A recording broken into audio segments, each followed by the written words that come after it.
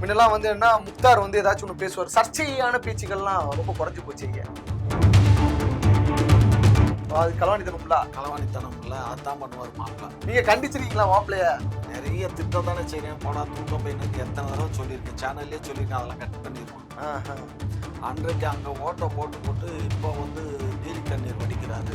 முகமதியர்களுக்கு நாங்கள் தான் ஆதரவு, நாங்கள் தான் அதை பண்ணுறோம் இதை பண்ணுறோம் கூட அவர் இருக்காரு.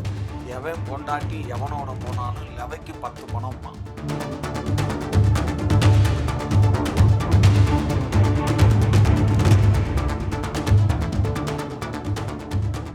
வணக்கம் நண்பர்களே, இது உயர் தமிழ் சேனல். நான் உங்கள் லெனின் துரைராஜ். இன்னைக்கு நிகழ்கால அரசியல் சூழலை பற்றி நம்மோடு விவாதிப்பதற்காக தமிழ்நாடு நாயுடு பேரவையினுடைய தலைவர் அன்பு தோழர் காமாட்சி நாயுடு அவர்கள் இருக்கிறார். அவரிடம் பல கேள்விகள் இருக்கிறது. அவருடைய தோழர் வணக்கம். வணக்கம். எப்படி இருக்கிறீங்க? நலமா இருக்கேன்.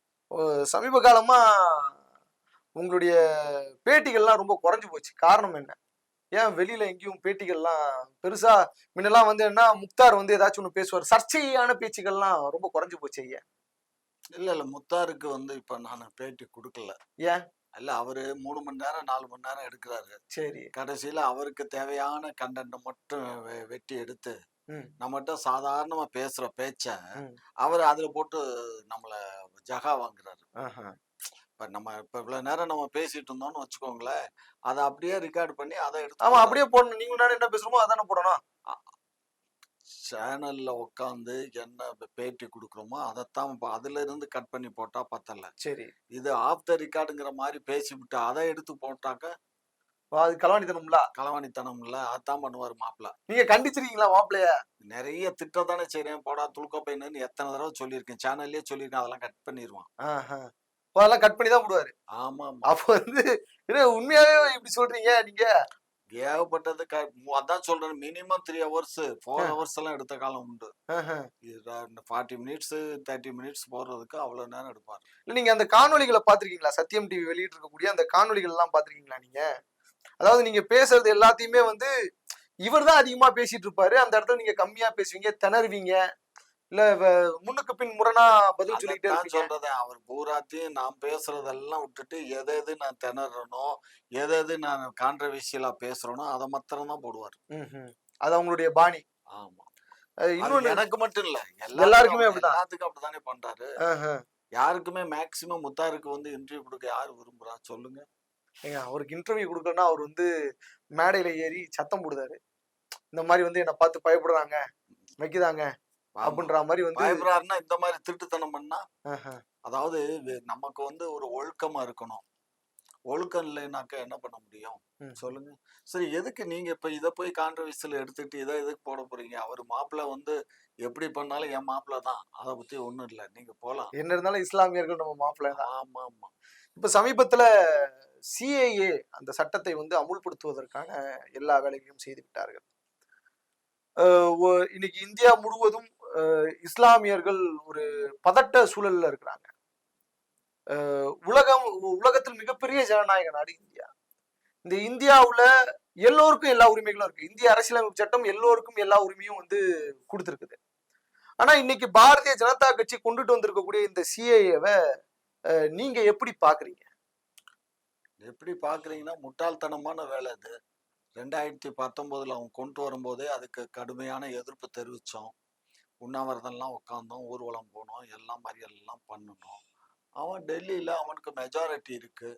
நம்ம எல்லாம் அந்த நேரத்தில் இப்போ இருக்கக்கூடிய அனைத்து இந்திய அண்ணா திராவிட முன்னேற்ற கழகம் தான் அதுக்கு ஆதரிச்சு ஓட்டு போட்டாங்க. இல்லைன்னா அன்னைக்கே அந்த தீர்மானம் தோத்து போயிருக்கும். அவங்க என்ன நாடாளுமன்றத்துல அவங்களுக்கு ஃபுல் மெஜாரிட்டி இருந்தது, ஜெயிச்சுட்டாங்க. ஆனா இதுல போகும்போது ராஜ்யசபால போகும்போது இவருடைய தயவுல தான் அந்த இதை பாஸ் பண்ண முடிஞ்சிச்சு. அன்றைக்கு அங்க ஓட்டை போட்டு போட்டு இப்ப வந்து நீலி கண்ணீர் வடிக்கிறாரு. முகமதியர்களுக்கு நாங்க தான் ஆதரவு, நாங்க தான் அதை பண்றோம் இதை பண்றோம்னு புரடா விட்டுட்டு இருக்காரு. அதையும் நம்பி இந்த முஸ்லிம் மக்கள் அந்த ஆள் பின்னாடி ஒரு காசுக்காக பொறுக்கி திங்கிற பசங்க போயிட்டு இருக்கானுங்க. என்ன பண்ணுவீங்க? எல்லாம் பணமயமாயி போச்சு உலகமே. பணம் கொடுத்தா எவன் வேணாலும் போலாம். ஒரு காலத்துல பழமொழி சொல்லுவான். அதாவது இந்த நம்ம டைவர்ஸ் பண்ணி இப்ப இது பண்றோம் இல்லையா, அதுக்கு என்ன பழமொழி சொல்லுவானுங்கன்னா, எவன் பொண்டாட்டி எவனோட போனாலும் லெவைக்கு 10 பணம்மா. அந்த காலத்துல அதுதான். அதாவது உடனே இந்த லபைங்கிற ஒரு வந்து இன்னொரு ஒருத்தனோட போறான் அப்படின்னா டைவர்ஸ் பண்ணி அவனோட தலாக் சொல்லிட்டு அவனோட சேர்த்து வச்சா 10 பணம் அந்த இது கொடுக்கணும். எதுக்கு? அந்த ஜமாத்துக்கு. அதுக்கு தான் எவன் பொண்டாட்டி எவனோட போனாலும் 10 பணம் அப்படின்னு சொல்ற பழக்கம். அது மாதிரி இன்னைக்கு வந்து அவர் கூட போற பசங்க பூரா இந்த மாதிரி 10 பணத்தை வாங்கிக்கிட்டு அங்க போறானுங்க. என்ன பண்ணுவீங்க? மக்களுக்கு வந்து போராட்டம் நினைச்சு மக்களுக்காக போராட தடா ரஹீம் வந்து பேசியிருக்காரு. அருமையா பேசியிருக்காரு. இப்ப இல்ல 2 மாதத்துக்கு முன்னாடியே பேசியிருக்காரு. அவர் பேசுனத வந்து யாருமே இதுவரை வந்து பார்க்கல. எவ்வளவு பார்த்திருக்காங்க? கிட்டத்தட்ட ஒரு 500 பேருக்குள்ளதான் பார்த்திருக்காங்க. இவ்வளவுக்கும் அந்த முஸ்லிம்ஸ்கள் வந்து அதை பார்த்துருவாங்க, இது நல்லா போகும். ரொம்ப விளக்கமா நான் பேசுறது என்னால அவ்வளவு விளக்கமா பேச முடியல. தடாரை வந்து அவ்வளவு விளக்கமா சிறு குழந்தைக்கு சொன்ன மாதிரி மேல இருந்த வாரியா பார்த்தா இதனால முஸ்லிம் சகோதரர்களுக்கு பாதிப்பு இல்லைன்னு சொல்லுவாங்க. ஆனா அது அப்படி இல்ல. அவன் வந்து நான் வந்து அதுல நான் என்ன வந்து நாங்க அதுக்கு அப்ளை பண்ணுனா அதுக்கு முப்பாட்டனுக்கு முப்பாட்டன் இதெல்லாம் கேட்பான். அதுக்கு டாக்குமெண்ட் எவிடன்ஸ் கேட்பான். நாங்க எங்க இருந்து டாக்குமெண்ட் எவிடன்ஸ் கொடுக்க முடியும்? இந்த காலத்துல அப்பாவுக்கு எவிடன்ஸ் வாங்குறதே பெரும்பாடா இருக்கு. அதுக்கப்புறம் தாத்தாவுக்கு போய் எவிடன்ஸ் எடுக்கிறதும் கஷ்டம். ஏன்னா நம்ம வந்து இப்போ மைக்ரேட் ஆகி ஒவ்வொரு ஊருக்கும் ஒவ்வொரு இடத்துக்கும் போயிட்டு இருக்கோம். அப்ப நம்ம இந்த மாதிரி அந்த எவிடன்ஸ் எல்லாம் நம்மளால கொடுக்க இயலாது. அப்ப நம்மள வந்து உடனே நீ போ, நீ இங்க இருக்கக்கூடாதுன்னு நம்மள வந்து அகதியா ஆக்கி வச்சிருவானுங்க அப்படின்னு ரொம்ப தெளிவா அனுப்பிச்சிருக்காரு. ரொம்ப தெளிவு. நீங்க இப்படி சொல்றீங்க. அதிமுக வந்து என்ன சொல்றதுன்னா, நாங்க வந்து எதிர்த்துதான் நின்னோம். திமுக காரங்க வந்து போனதுனாலதான்